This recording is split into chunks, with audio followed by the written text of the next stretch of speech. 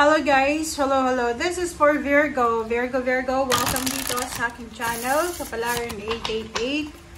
Virgo, alamin natin ang eclipses messages para sa inyong lahat. September 7 to 8, lunar eclipse. And September 21, Virgo, is solar eclipse. Especially dun sa mga Virgo na magba-birthday talaga kayo ngayon, di ba? Happy birthday sa inyong lahat. So, kung ano ba ng message na galing dito sa barahan nyo, possible ito na ito yung maramdaman. Ito yung possible na mangyari ngayong September while on eclipse season. Okay? Happy birthday sa inyong lahat, Virgo. Okay, tingnan natin.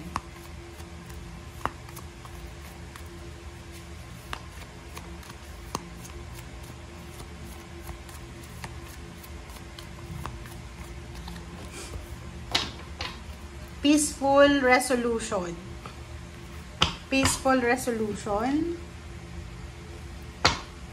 Okay, tingnan natin.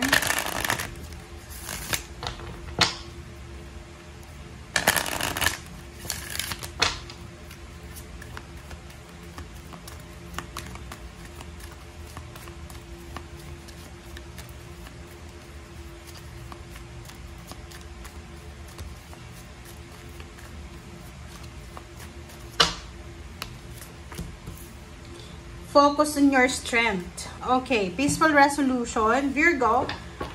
And focus on your strength. So, nakikita ko sa'yo dito, Virgo, na siguro habang nanonood ka sa ngayon, nag-iisip ka. Kasi normal yun sa Virgo eh. Yung mga Virgo, palaging nag-iisip.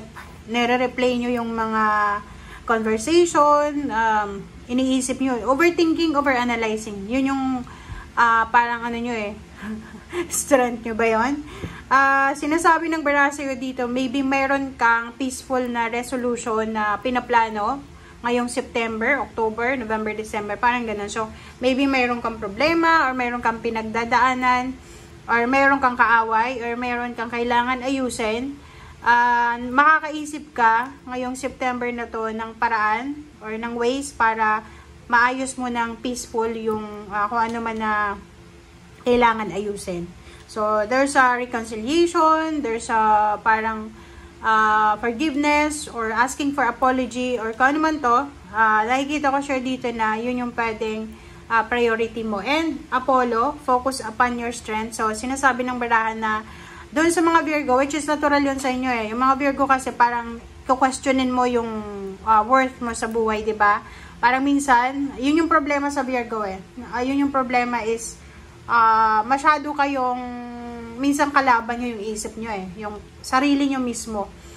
Sobrang pag-iisip na pati sarili mo pinagdududahan mo na parang sasabihin mo, ano kaya yung worth ko dito sa mundo? Lalo yung mga Virgo na nakakaranas ng depression or anxiety, homesickness or anything, sinasabi ng barahan na be positive kayo guys, okay? Be positive. Okay, the Moon, the Hermit, Queen of Swords, and Prince of Disc. And sa ilalim mo, Virgo, is Hangman, and Five of Disc. So, sinasabi ng bara sa'yo, yung mga Virgo na maraming nahang na like plano because of financial problems, sinasabi ng barahan na you have choice in options now. Okay?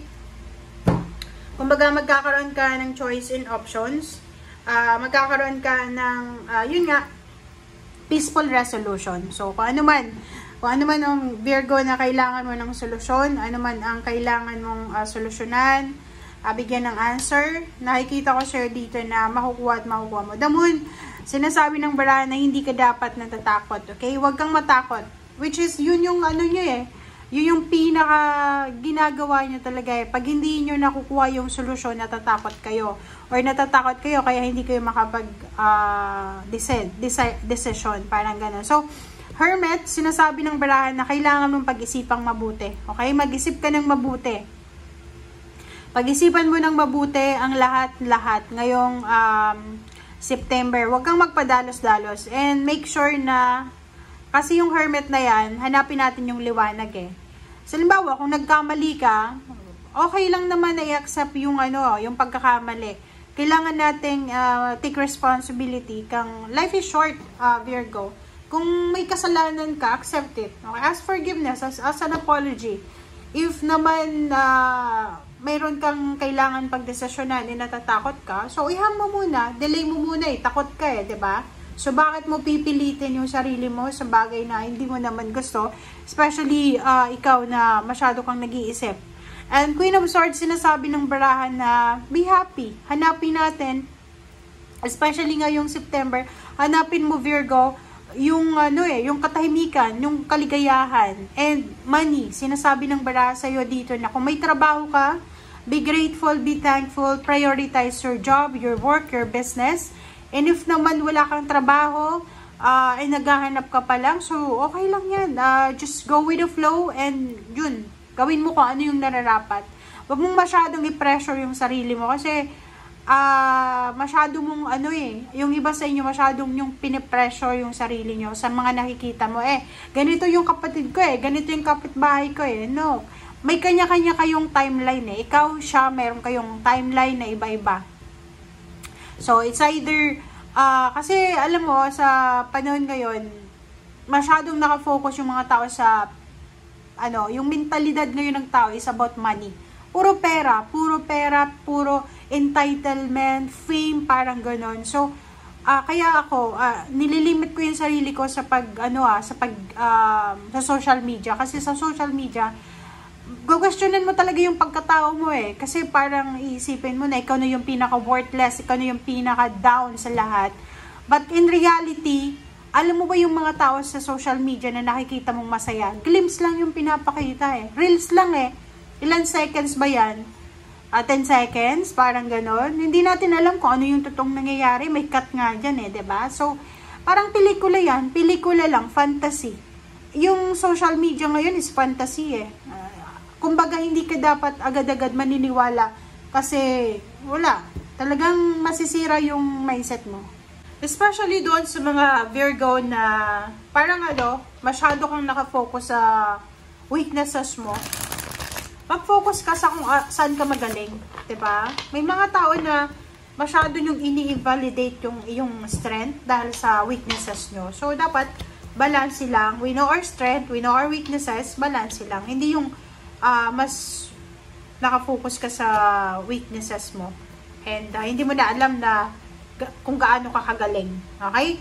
Princess of Disc and Eight of Disc, 'di ba? Pera. Tingnan mo to. Meron dito na Nine of Swords and Four of Cups. Parang meron na Virgo na masyadong nag-iisip. Overthinking, overanalyzing, hindi makatulog sa gabi because of money, 'di ba?